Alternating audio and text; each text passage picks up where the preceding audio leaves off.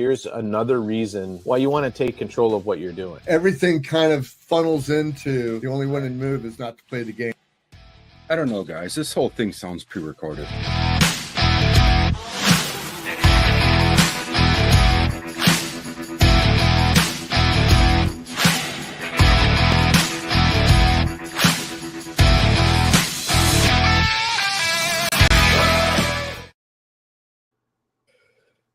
Well, welcome to the Weather Report here.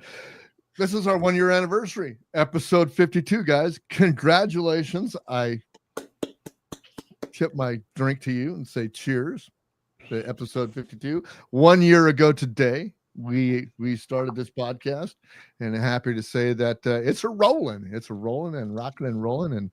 And one of these days we'll have to get Christian in that little intro that we've got here, but that's going to involve me going into the Midwest to go redo something like that, and we'll get it done one of these days. But hey, I wanted to give our loyal followers a message of what was going on, because our website is currently down and it's under reconstruction.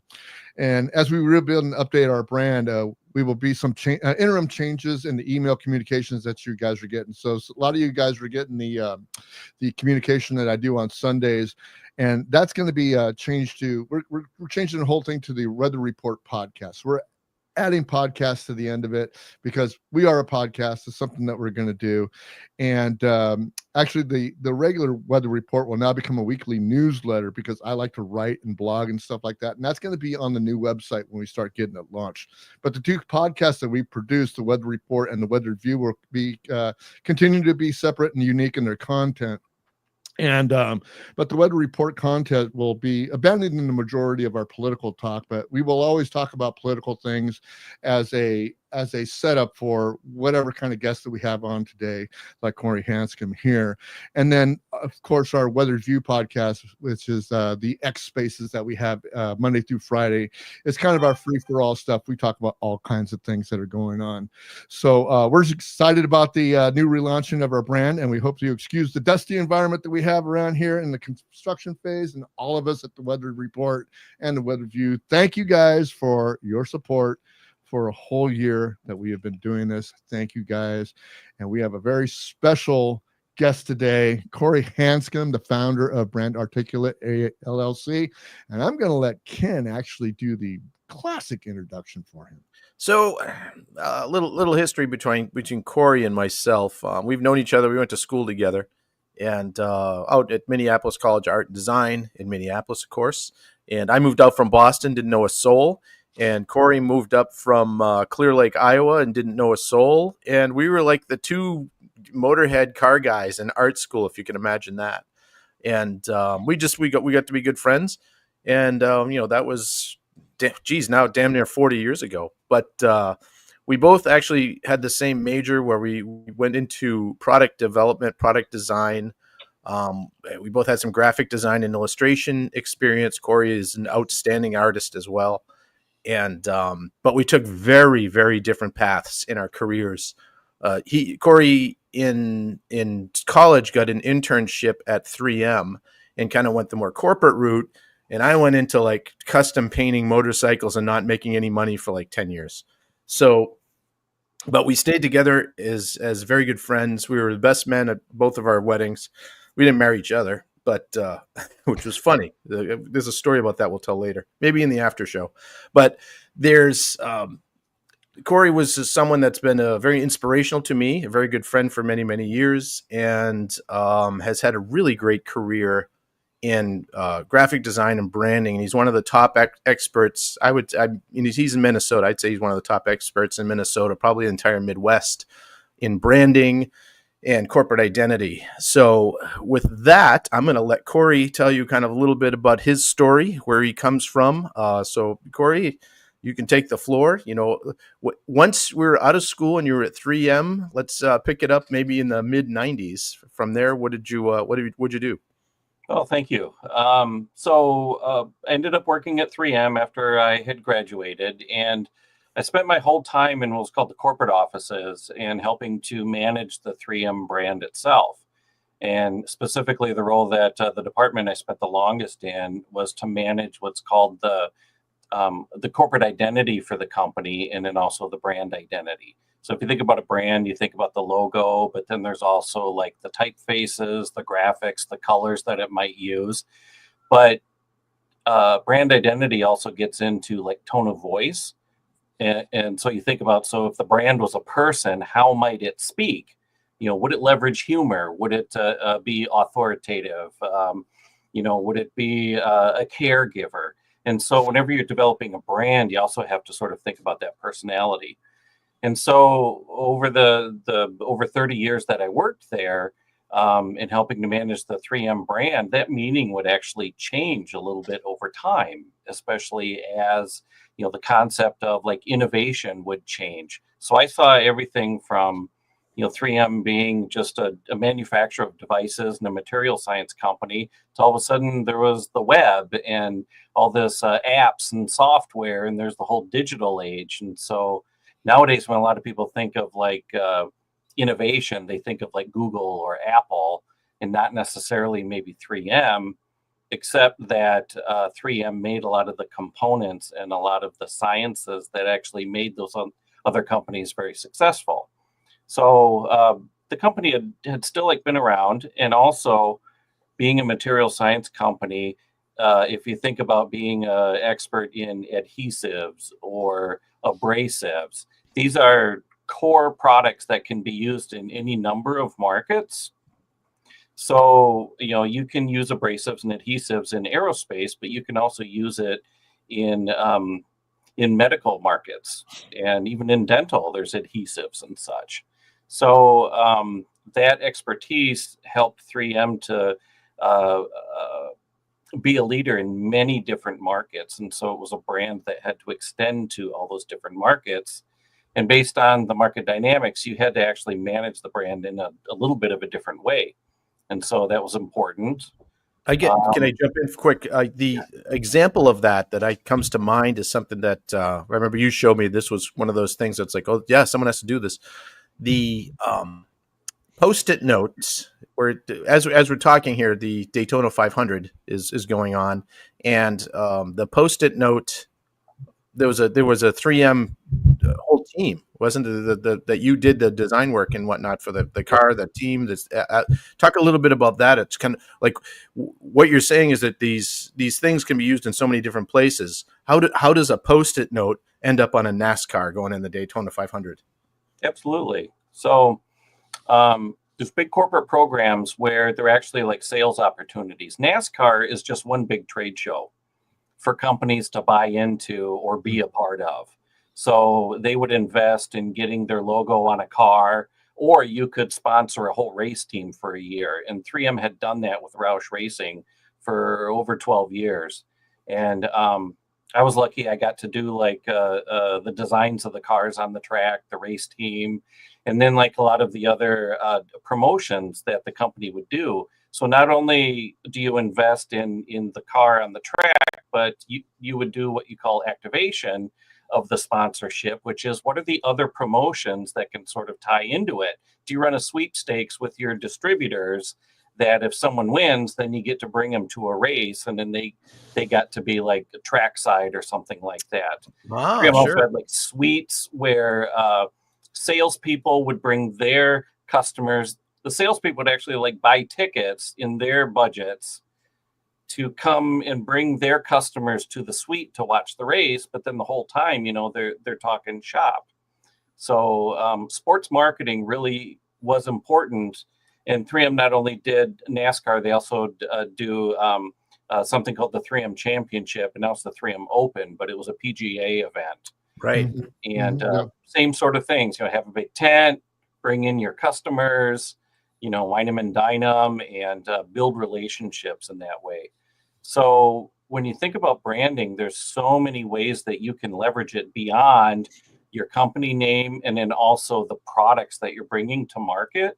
It's how can you leverage that from a promotional standpoint that is going to help build your brand equity, your awareness, your familiarity, and ultimately favorability. Another thing that would happen, we didn't promote it hugely, but there were times that Hollywood would approach us and they're like, we'd like to use like scotch tape in a scene in a movie, is that okay? And so we would do that. We actually had people that would work with the studios for product placement where it made sense. We wouldn't push it hard, but it was another opportunity to have 3M's products be a part of everyday life because people see it up on the big screen. Well, You bring up a really good point of that. That reminds me of something. There's branding, there's marketing, and there's advertising. They're three very different things. Branding is a unique, to me, brand is a unique promise of value. Marketing is the marketing is how you get people into your sales force, and the sales is the actual. That's the person that you're talking to buy whatever it is you're buying. It could be a dealer, distributor, whatever. So I see those as it's like a three-legged stool because you have to have all three. So when you're talking branding, going back to the NASCAR Post-it note thing, so you've got suites, you've got people. You could take them to the pits. I remember when you went there, and you would call me up when you got back. You're like, you're not gonna believe what I just did, at Roush Racing, hanging out with all those guys. I mean, as a car guy, this was just awesome.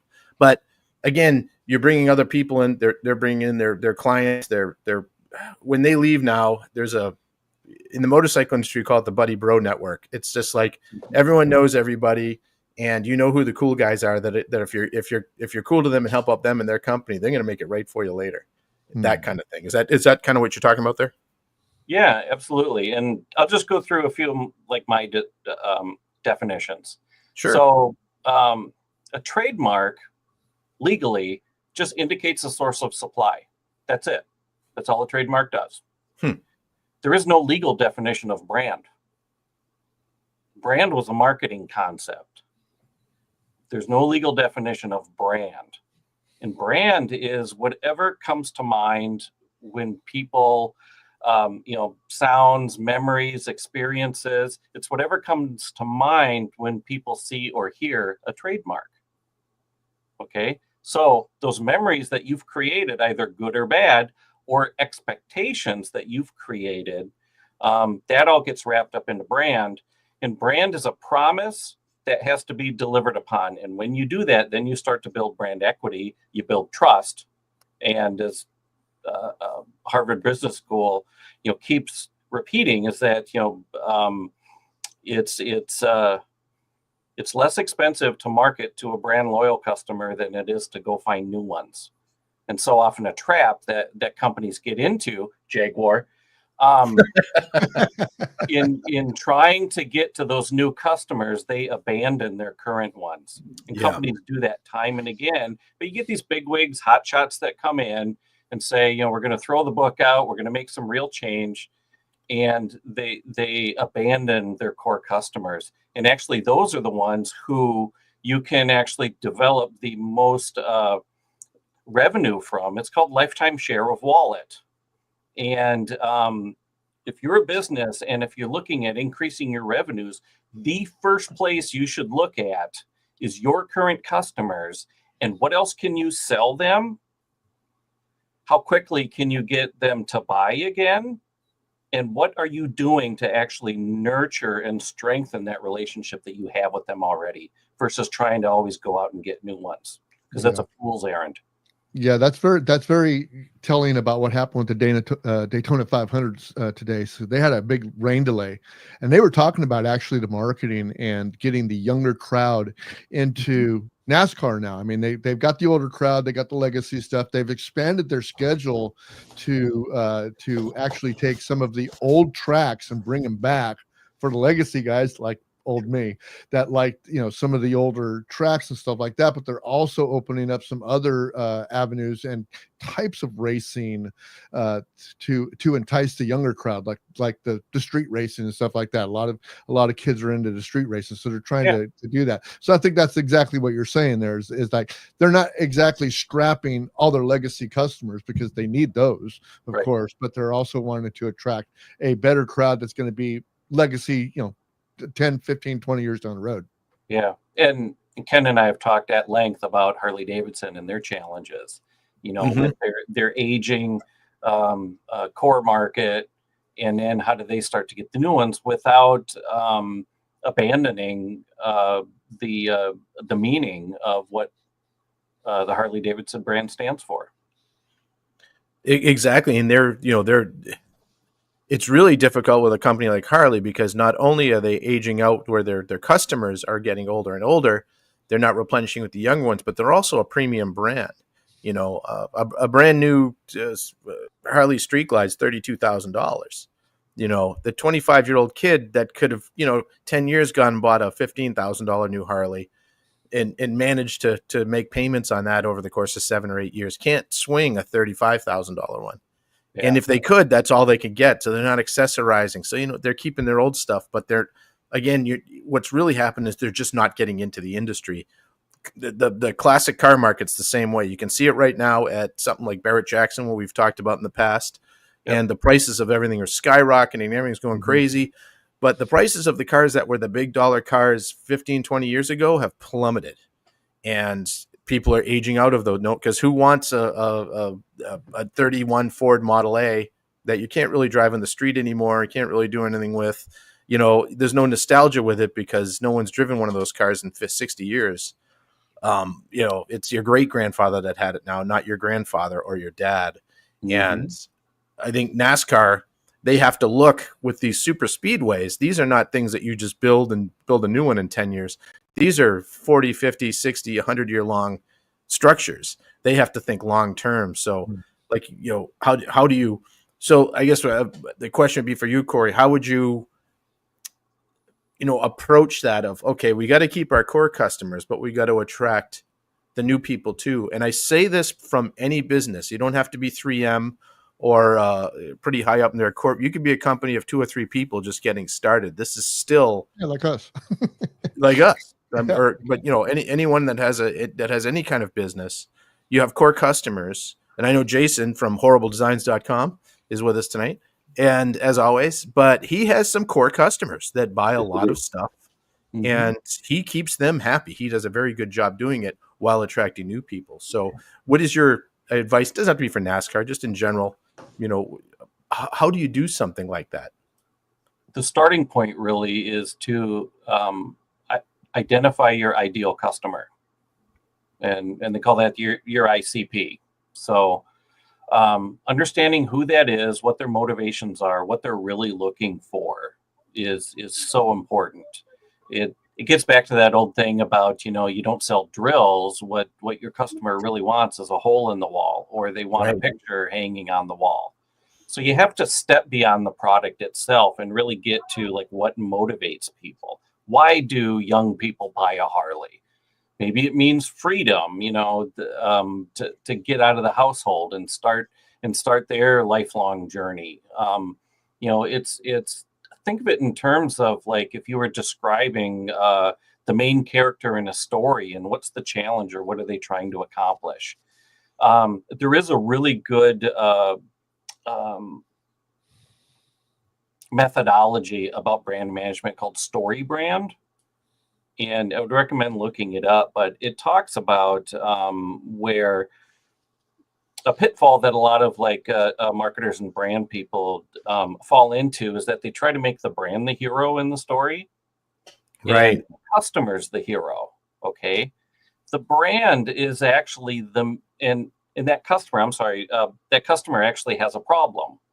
Just like teeing up some sort of movie or a book or something like that. The customer has a problem that they have to overcome. The brand is what the customer encounters as the solution to that problem to help them get to a certain state. So think about, the customer's Luke Skywalker. The brand is actually Yoda, helping Luke to get to where he needs to be in the story. And the moment that you can shift that role and understand the brand's role to the customer, that helps you stay within your lanes of effectiveness, of being perceived as the best solution for that customer. It's not about you, the brand. It's about the customer. And I would recommend reading up on Story Brand. That's a very good point, because we struggle with that. I struggle with that too, with some of the things that I've been doing. I catch myself constantly just saying, hey, look at this neat thing. Hey, look at this neat thing, instead of, this is why you want this neat thing. This neat thing will do this for you. You will be better because of this neat thing. And all you have to do is know that it exists or buy it or whatever. At that point, you can go into a sales spiel. But the story of everything is, I like to watch Home Shopping Network. That is the Home Shopping Network, and those people, if you watch just how great they are. Mike Rowe has a podcast, and he talked about at one time when he worked on Home Shopping Network. He was you imagine Mike Rowe on Home Shopping Network. He was brilliant, and he's like, he's like, they're like, sell me this pencil. He knows, well, this is not, you're not just looking at a pencil. You're looking at the sun utensil. The Declaration of Independence had to be written by some, and he went into this whole spiel about what a pencil is and what it can do for how it changed the entire world, or it's just a pencil. But the story is everything. So to make, I mentioned Mike Rowe and Duchess. Now we got her attention again. One of our listeners, she's Mike Rowe fanatic. But story is everything. And from the absolute outset, that's what story is. I mean, you have to have that. And all the way across the board, one of our classmates at MCAD, Greg Hoffman, went on to be the head of marketing at Nike, and he was responsible for the Colin Kirkpatrick line of advertising and stuff, which a lot of people on the right side of the aisle went cuckoo about and were like, "Oh, I'm never buying Nike again." They knew that. They didn't care because they knew that wasn't the customer. It's okay to piss off the customer that isn't yours. I mean, they didn't lose half of their income for that. Well, that's the other role of the ideal customer profile, is you can't appeal to everybody because you're going to go out of business really quickly. So you have to really identify what slice of humanity do you most closely want to connect with, and really focus in on them, and just everything else is static and dissonance. And so once you get a handle on that ideal customer, understand what their motivations are, what keeps them up at night, what gives them the night sweats, and in that way you can position yourself as the solution, to that, and don't worry about the other things. Now the rub is, are there ways to expand? Yes, you can expand, but just make sure that you have that solid core first. And it's a perfect segue to my next kind of line of questioning, because as I understood it in knowing what you did at 3M, and this whole show isn't going to be about 3M, guys. We're going to talk about a lot of other stuff too, but I'm just putting the baseline down here. Part of what you did is when 3M made and correct me if I'm spelling it wrong, it's when 3M made an acquisition of another company, the branding of some sort would come across your desk to look at. And so this is where your expertise come in, because you had to look at these different brands when you buy a company that comes through. It's a whole different culture. It's a whole different everything. Now it needs to be brought under the umbrella of a big company. What was that process like? So, yes, for the past 20 years, I had been involved with brand integration for over 85 acquisitions that 3M had done. And it all starts first with just kind of looking at potential targets. Then you have to place a value on that brand in the company, and then also determine what their brand equity might be and their trademark rights as well. You'd be amazed at how little smaller companies had in terms of trademark rights. And so when you come up with a valuation, it's you can add up all the assets that a company has. Their buildings, the vehicles, the manufacturing equipment, and other stuff that may come up to like 10% of the final price. Everything else is put under this bucket called goodwill, and that's actually brand. Mm-hmm. And so if you acquire a company and you're not actually going to use that brand, maybe they just have a technology that you want, or an operating footprint somewhere else, and you want the building and start to sell from there. If you don't want the brand, but you paid a lot for the brand, it goes on the balance sheet as goodwill, and you're stuck with it. And if you don't use it, then you have to write off all that money that's in goodwill, and you take a huge financial hit. So there's implications to how much value you place in a brand before you buy a company. Now, once you acquire a company, you buy their whole trademark portfolio, and what do you do with them all? Say you bought a competitor and you've been like saying that they're crap for the last 30 years, but now that we own them, they're actually pretty good. So, you should keep buying. Or you rebrand them to become a part of your portfolio. So over time, you sort of develop a process of valuation, portfolio integration, but then there's also what happens on day one as well that is so crucial for the success of an acquisition. Instead of like when the employees come the next day on close, do they just see their old sign, covered up with the new one, almost like a conquering army came in? Or are people meeting you at the door with like a gift bag, and branded merchandise from the new company saying welcome? So culture in change management was very important because one of the biggest reasons for acquisitions to fail, they say, was cultural fit, and that's all brand. I lived through that in in a previous job I had in a company that it got bought out a couple times, and the whole culture of the management changed. They got rid of everybody. The first thing they do is they wipe out all of the management that started the company. Get rid of them because we got to do it like this now. And that company is a shell of what it used to be, and it forced me to leave. I mean, I wasn't forced out, of course. You know my story, but a few of us left and started our own company, and now we're on the path to be as big as they were. It's going to take a few more years, but we're doing it slowly and carefully. And that's one of the things we wanted to make sure we didn't do was the stuff that they did that really, really screwed up the top brand in the industry for what they did. And so I've lived through that. That's exactly right. So moving to the next kind of fun part now. So you worked at 3M for what, 28 years, 30 years? 33 years. 33 years, and you've got some new management comes in at 3M, and what happens? 6,000 employees laid off at headquarters. So right. Just a big purge and a new direction. And new boss comes in. The new boss comes in and fires everybody. I like that. Yeah.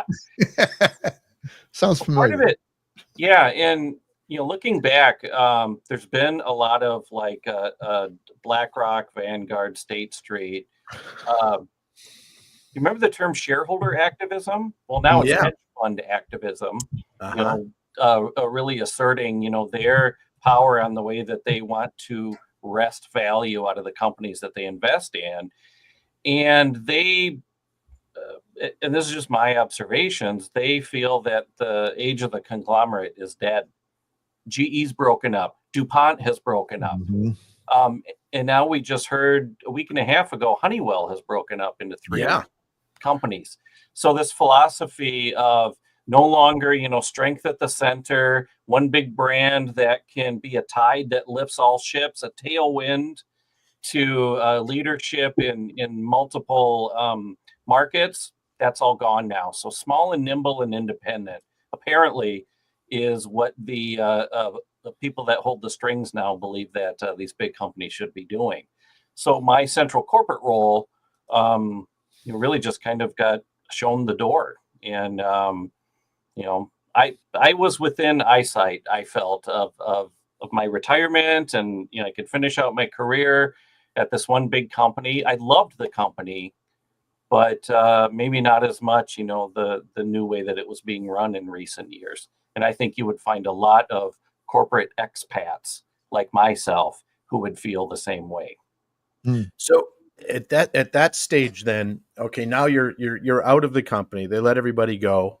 I remember when you actually texted me. I was driving to Arizona. I was somewhere in New Mexico and stuff, and I get this text, and it was in and out because I was in the middle of nowhere. And I'm like, "What? What happened? What? My God!"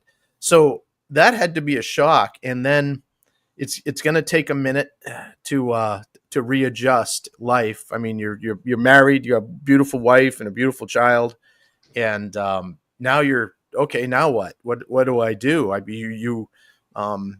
You weren't a person that had a big side hustle, other than building crazy awesome cars. But that was a money that wasn't making you money. I was spending it. So how did you come up with, we're going to talk about the next phase here. Tell us a little bit about how you came up with it, what it is, and then we'll bring up a little bit about what you created. Okay. My first thought was I got to find another corporate job.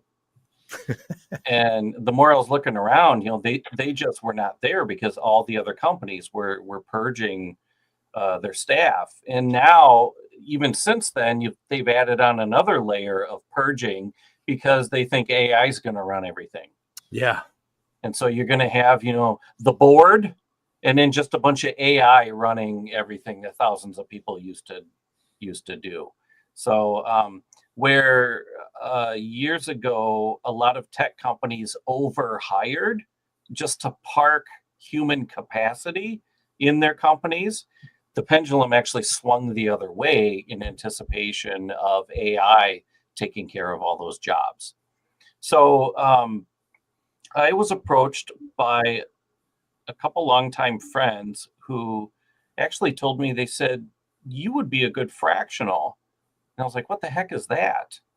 And unbeknownst to me, there was this sort of like movement that was starting to expand of seasoned professionals who would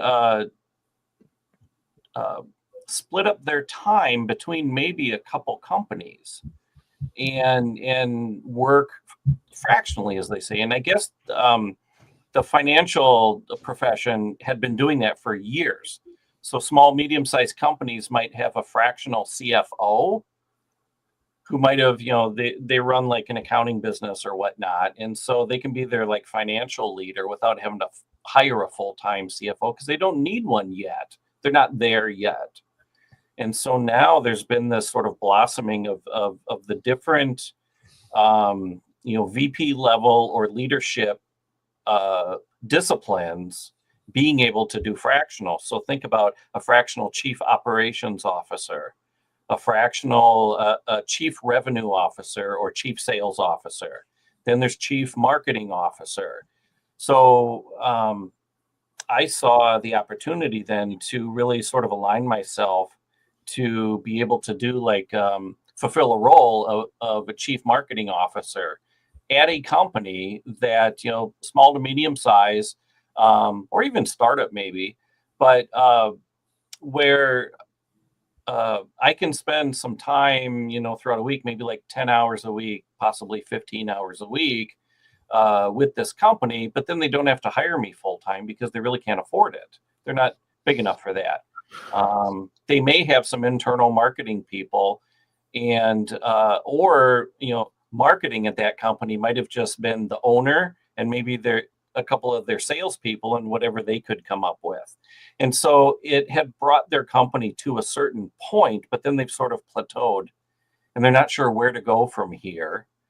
Or they're growing super fast and now they need better mechanisms to be able to effectively grow to that next level and maintain that sort of sweet spot of investment and also profitability. In looking into this kind of new genre, it's a lot of people might be thinking you're describing a consultant. It's different than a consultancy. That's a great question. Often a consultant would come in to take a look at or solve like a specific problem, then they would leave. And so whereas a fractional oftentimes would, they might come in to look at a problem or a project, but then you stay to help make sure that it gets followed through. And so you actually join the leadership team of that company so that, when they meet, you can hear, what all the other functions are doing. And you can, based on your experience, provide sage advice from your discipline to that marketing team in a way that would really benefit them as a means to be able to get to that next level. Now, oftentimes you're literally trying to work yourself out of a job. You want that company to get so successful that maybe it is time for a full-time CMO, and you can even help with the search. So, and what's nice is, being fractional versus like an agency where you think about, like a marketing agency needs, dozens of clients because it's getting like a little bit of revenue here and there. A good fractional really may only need 3-4 clients, because that'll start to fill up the work week pretty quickly. And you can provide great value to each one of those companies that you work with. And then you can also reserve a little bit of time for the new business generation, the projects that may, become those fractional roles later. So you still have a leaky bucket where, the work goes out the bottom and you have to bring, the new work in the top. But it's not the volume that people think that you need. So for my own marketing, for my own lead generation, I'm not sending out, spamming emails to 10,000 people on lists. It's a different type of marketing where it's more relationship based. And from what I learned from experienced fractionals is that actually networking and the other fractionals who get to know you are actually going to be some of your largest sources of new business through referrals. And I've already gotten referrals based on connections that I've made in the last year. And so I believe in it. I think there's a way to get, more cold lead generation, but it doesn't have to be at the scale that like a volume business has. What's nice too, like you mentioned, I didn't think about this. I've always thought of the fractional thing as being something. Yes, if you're successful, you work yourself out of a job, which is good because that's only going to prove that you were able to do it. The other thing that would happen, I would imagine this happens regularly in that industry, is that you've got 4 or 5 clients. You're going to have one client's going to be the rock star that's going to just absolutely knock it out of the park.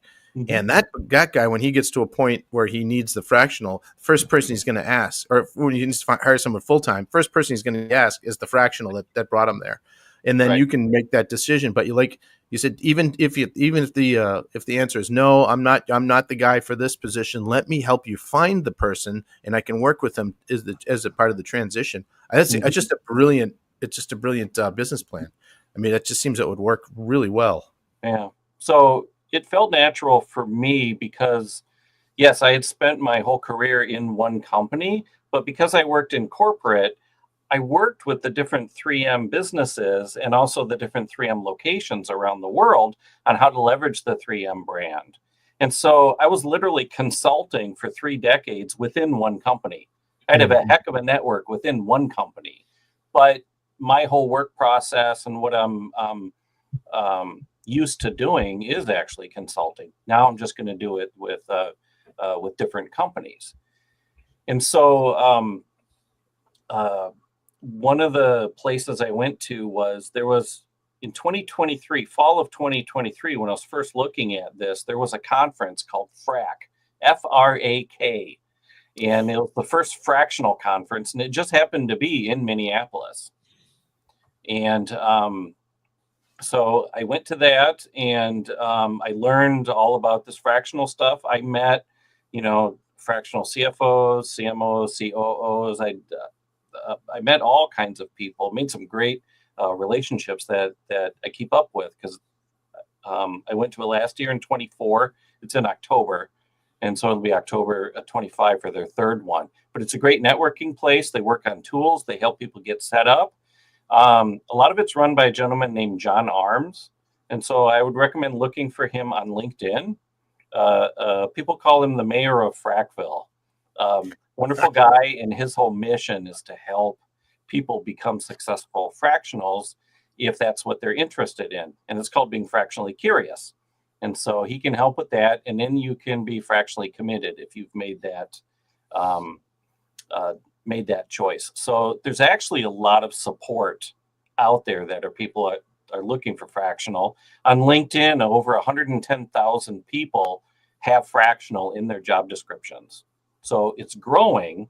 And then what's interesting is then you sit back and you think, oh my God, there's this whole rush of people who are going to be fractionals. I'm going to have so much competition. There's 25 million small businesses in the United States, and 5 million more are being created every year. Okay. There's plenty of work for the people who are going to be fractionals, even if it doubles or triples in the next a couple of years. And in my own situation, and what motivates me is I actually want to help the little guy out now. I want to find a way to revitalize Main Street and help these businesses with all the tools and technology that are available now. Small business can hit well beyond its weight, leveraging today's tools. You can ship internationally. You can have people shop you globally from wherever you set up business. And so there's nothing really stopping anyone with a small business from being successful with today's tools. And a lot of us fractionals, we keep up on what we know, like for me for marketing, or people for sales, or technology fractionals. They can help small businesses with the best tech stack for their business.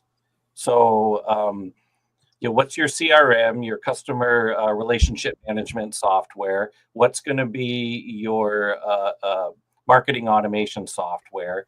What's going to be your financial software? Fractionals can help people with the right choices that's going to be perfect for where their business is at. So leverage those experts instead of having to second guess or being stuck with old legacy systems, because that's what you started out with, and you've just held on to it for 12 years.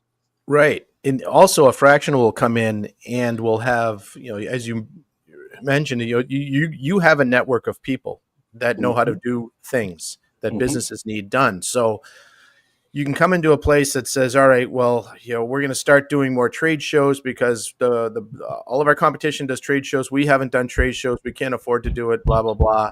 You figure out, the fractional comes in and says, okay, we can move some things around. So now here we have a budget to do some trade shows. We've never done a trade show. Now what? Well, these are my trade show people I use over here. This is our graphic design team that we use. And all of those people then can be brought in also on a fractional level. And so it can take a small business and grow. But as you grow your small business, now you're building your network through the fractional, that you don't have to have the guy in the office, flying corporate jets around the country. He can just help you do what you're doing. You're using his network as well. You'll grow your network through that. And it's really a win-win for everybody. So you started Brand Articulate after that. And now that you can tell us a little bit about that and where that's led to. Yeah. So the business then that I formed is called Brand Articulate. And it's helping, emerging small to medium-sized businesses with being able to leverage brand to become leaders in their category. And it takes everything that I learned and did at 3M, but I can make it work. I can apply it for smaller companies in a way that's going to be able to help them grow. And so I developed a website and I recalibrated like a lot of my processes and such for being able to work and resonate with smaller businesses. And so then I just started, getting work. And I've got some small manufacturing companies that I've been working with, a commercial HVAC company that helped them to rebrand. And while I was at that first fractional conference, I actually sat next to a gentleman named Jake Stahl, who runs a business, a consultancy, where he trains salespeople and corporations on more effective selling. He calls himself a chief learning officer. And he fascinated me with this approach that he calls neurostrategy, which looks at selling through the lens of behavioral psychology, social psychology, and something called neuro-linguistic programming, which think about saying the right thing at the right time to have the right effect Mm. based on the way that the human mind operates. And so he has like all these methods, things like persuasion and future framing. Imagine yourself 5 years from now, like doing this or that, or things that break conditioning when you're initiating a sales call to get people's defenses down, to get them actually, listening. And so it was a very effective methodology that really resonated for me, because one of my challenges was I never had to worry about building a business myself. There were other people that did that. Mhm. I just went in and did what I did. Now all of a sudden I have to go find people. I have to do estimates and negotiate and project manage and all those other things of running a business. But business development is one of the biggest things that I almost dread. I Mm. want to do what I do. And so he actually approached me a year later and said, I'm starting a company where we're going to leverage AI and we're going to program it with everything that I teach. Okay. So in a way, it's and our joke is we call it Jake AI. But It's he said, brilliant. I want to create a company and let's see if we can develop something. And so I came up with the name Orchestraight. I did all the branding. I've done a lot of the product development in marketing. This is Brand Articulate. This is my business's website. I don't know if you can go over to Orchestraight. Yep. And so what we did was it's called Orchestraight Business Development Mastery.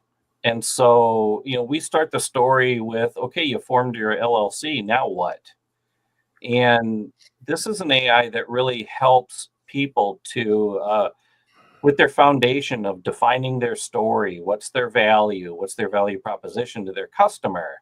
And then also, it helps people with becoming better salespeople. So it's not about marketing automation. It's not about sending a million emails. It's what happens when two humans actually connect, and you have to do something now with that connection. And so, built into this then is the whole structure of neurostrategy, but then also, as we were talking to like new business folks, and AI came out, and people are like really intimidated by AI with like, how do I even use it? And so there's so many people trying to teach these methodologies for prompting and such. So the instruction set that we put together for Orchestrate, you don't have to be a PhD in prompting. You can like literally ask it questions. Okay, I want to create a better elevator speech. What do I do now? And it'll actually tell you the steps to do it. So it's a guide as much as it is an AI content development engine. But then also within this then is feedback and role playing for how you've been doing as you've been interacting with your customers. So I don't know if you guys have like if you have like a video conference, there's AIs that you can use, Fathom, Fireflies, and others that'll give a transcript and a summary of that meeting. Yep. Well, you can feed this into Orchestrate, Hmm. and you can ask it how the meeting went, or you can say it was a complete disaster. Here's the transcript. Help me with ways to reconnect with them to get this thing back on path.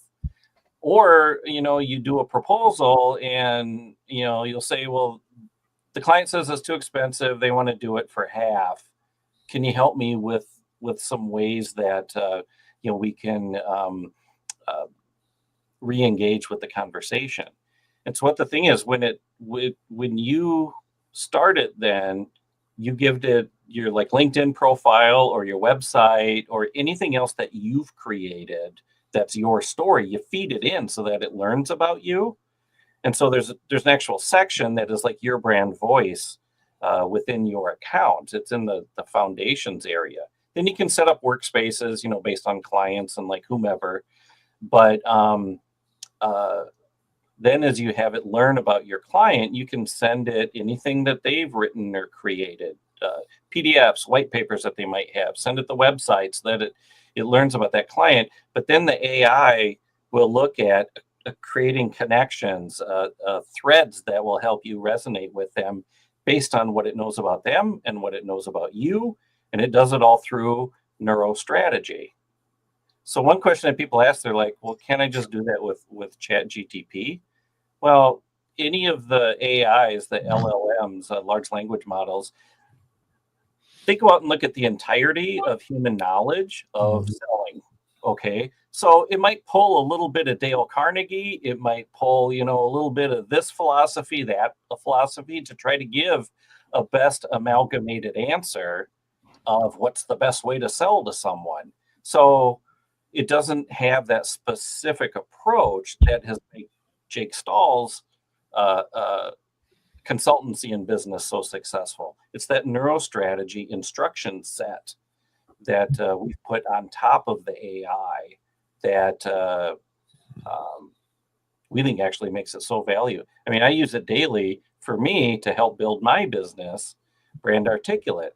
So I have it help me to really understand the customer's needs, to play back what my distillation and understanding of what my discovery meeting was with them, and then how does that kind of turn into a more effective proposal and estimate that it co-writes with me, again based on neurostrategy for being able to appeal to people's decision-making processes and their own psychology for what they feel their needs are and how they want to solve solve their issues or problems. I use AI quite a bit. In fact, I had when I was down at the Barrett Jackson, I interviewed a bunch of artists that were down there. And one of the things I did was I had 6 interviews to put up and do it. I'm trying to do this as quickly as possible without having to write a whole bunch of copy for each designation. So I went to each of their websites and copied their About Us section, brought it into Grok, pasted it in Grok saying, I need, and basically it said, I need a YouTube video description for this interview. I added my own little bit of thing in it. And it would come in, and I'd have them give me 5 because you want to be able to have a variety.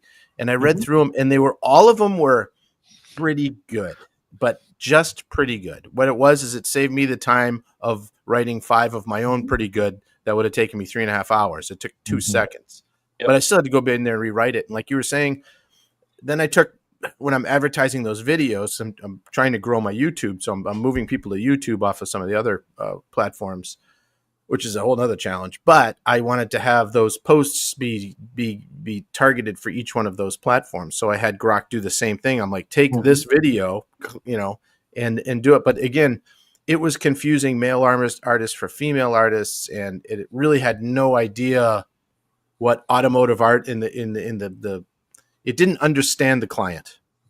It understood the subjects, but not the client. So what you're saying is what you're do is when you put that in there, through your system, they would already know this is an automotive artist at the top, at the top functioning event of the year in the biggest country in the world. It would know all those things and gear it more towards it. So the editing that you still have to do to make it correct would be a lot less. I'd imagine you always want to put a little bit of your own flavor in it.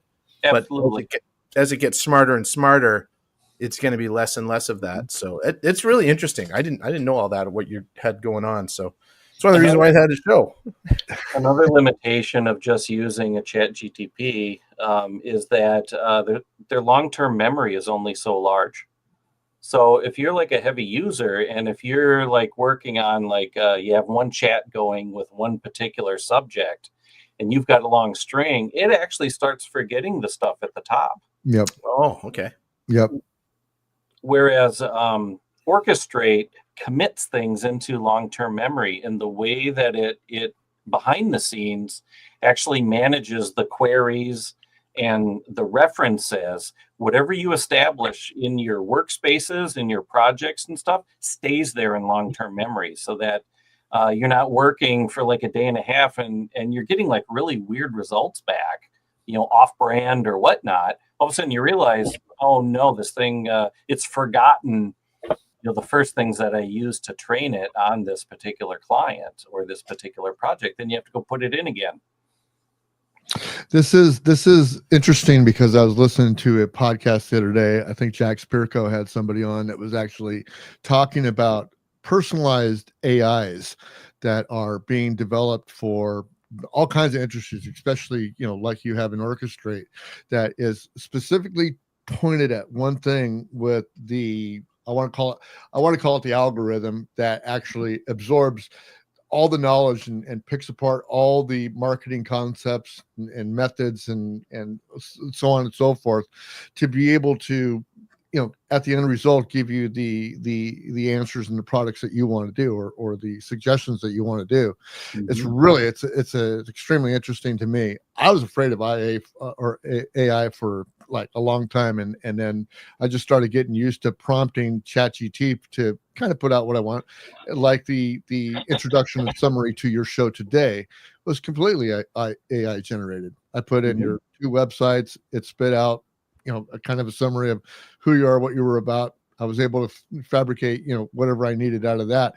It's an amazing technology. I like it. And I think it's got it's got a long way to go, but we're on the right track. Yeah, absolutely.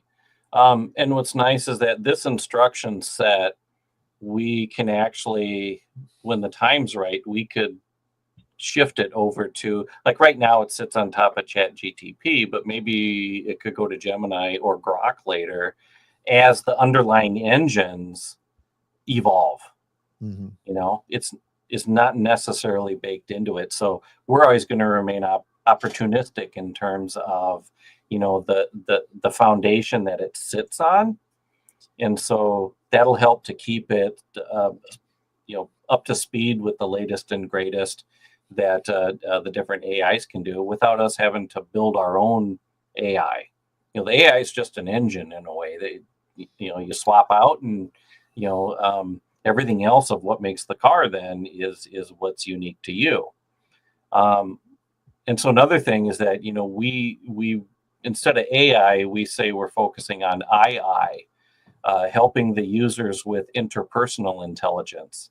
And I think that this is really going to be key as, have you guys heard of the theory of the dead internet? No, go ahead. Where all these blogs, all these postings, all the comments and stuff is actually just machines. And there's actually like a lot less actual people doing things on the internet than we really realize, that it's all machines. And so, very soon we're just going to have this reality of, well, I'll have my machines talk to your machines. And that's how business gets done. Orchestraight wants to concentrate on when humans are interacting. So we call it II, interpersonal intelligence. And again, instead of marketing automation and automating tasks, this is really geared towards making, the user better at what they do. And I think that's really going to be important, especially as we're looking at human interactions are getting less and less in person all the time.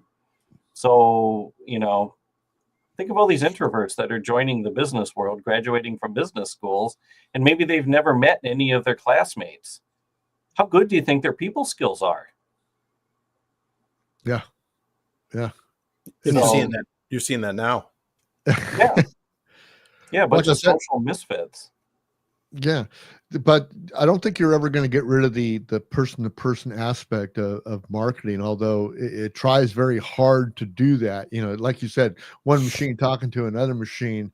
Yeah, you get to that, what do you want to call it, Mr. Roboto phase, where everything is just done all the way by machines. But I think you can still tell right now the difference between something that's being grinded out to you through a machine, except for that, I need that interpersonal activity or, interaction. Yeah. If I'm going to buy something, I'm going to have to do that touchy-feely thing. I'm going to have to do that, have a heartfelt conversation with who's ever trying to sell me their wares. I don't think that's ever going to go away.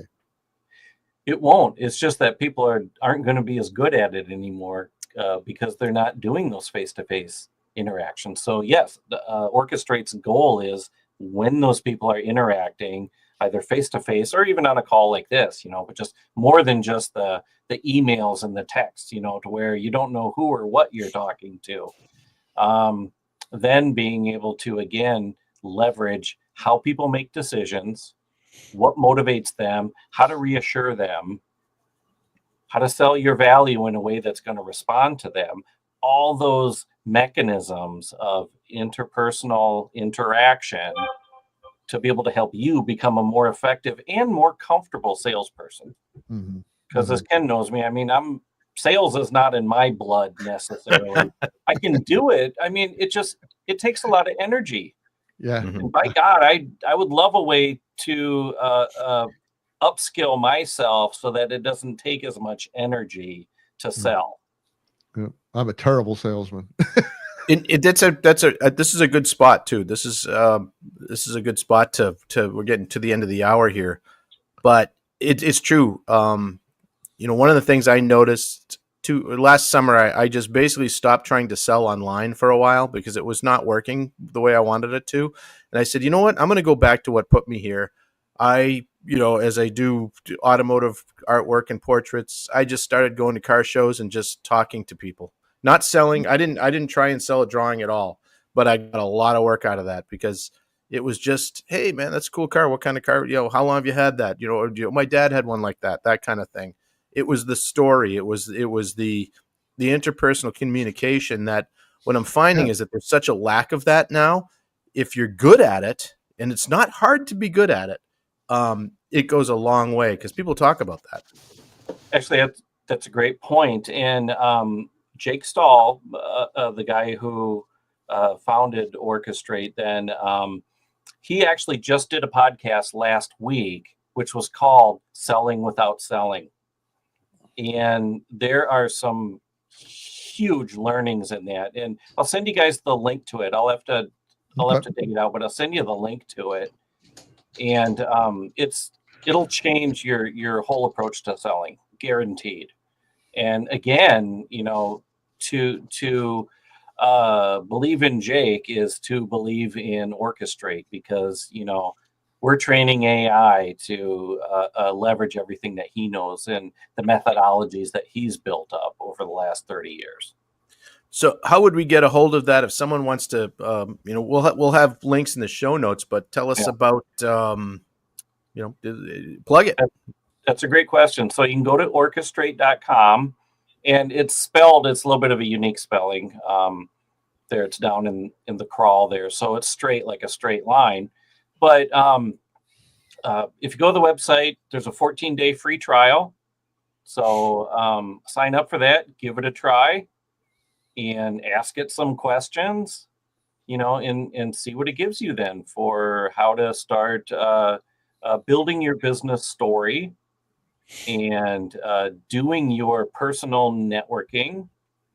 Because it breaks it down to two things. There's your digital lane, and then there's also the personal lane. What groups are you going to go to? What are you going to say?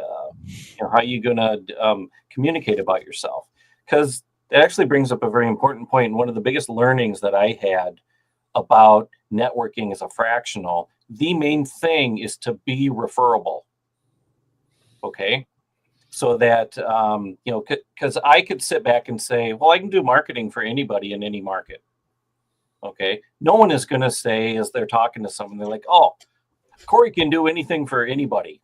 Yeah. So he's the perfect person for your situation. Right. So, to start out, you've really got to narrow down and be more specific so that you can be referable. You can have that little nugget that you can deposit in other people's minds so that when they see a situation, they'll go, oh, I know a guy. And so it's that referability, it's that nugget that is one of the first things that you can really distill to help supercharge your networking, is to be referable. Outstanding. Well, Cory, thank you so much for your time. This has been great. I found out a whole bunch of this stuff. This is exactly what I need. So I'll be looking into this rather quickly, I'd imagine. Good. But I appreciate you coming. Is there anything else you want to say? You guys have any questions for Cory before we go on to the after hours here? Not for me. Everybody's All right. going, nope. That was Cory. That was a fire hose of information. I love these kind of I shows. apologize. No, that's exactly No, what we that's like to do. absolutely fantastic. Absolutely fantastic. We love to have you on the show, Cory, and love to have you back on the show and talk more about this fractional stuff. We're going to go on the other side and have a more, more lighthearted and maybe a little bit opened up more conversation on the other side for our bonus people that are contributors and subscribers to our Patreon page. You can go patreon.com/weathered soul, or you can buy us a cup of coffee at buymeacoffee.com/weathered soul, and you can go over there and you can support us every day. And basically, really what we really want you to do is we want you to like, share, and subscribe to this podcast and share it with 4 friends that you like and share it with 1 friend that you don't like, because our show is growing all the time. And just like I said, again, we want to thank you, Cory Hanscom, for coming on. Hope to see you this year out there in Minnesota at the car shows, and we'll talk more about business. And thank you very much. Thank you for having me. All right. Everybody else, we'll see you next week with our second season. So, I mean, we're at our 1-year anniversary. We're show 52. We got a whole new season and hopefully a whole new look by the next time that you see us live here, which will be episode 54. And we just want to make sure that you guys just keep liking the weather report and keep being here every week. And we will be here. So we will see you later. Bye-bye. Have a great day and be good to yourselves. We'll see you later, guys. Bye.